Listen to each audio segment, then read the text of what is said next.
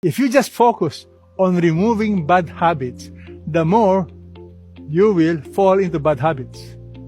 It's called the principle of fixation. The way to overcome bad habits is called replacement.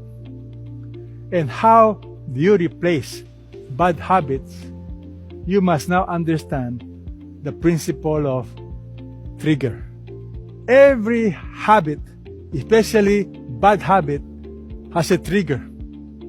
This trigger will then impact your action. And then when you do this, there's going to be a reward, pleasure. And remember, bad habits, you get immediate reward. And that's why it's easy to have bad habits, because the reward is immediate. But good habits, the reward is not always immediate.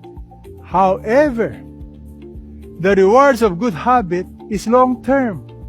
And the consequences of bad habits is long-term.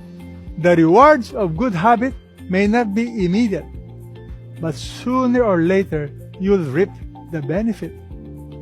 And the consequences of bad habit may not always be immediate. But remember, bad habits will have consequences.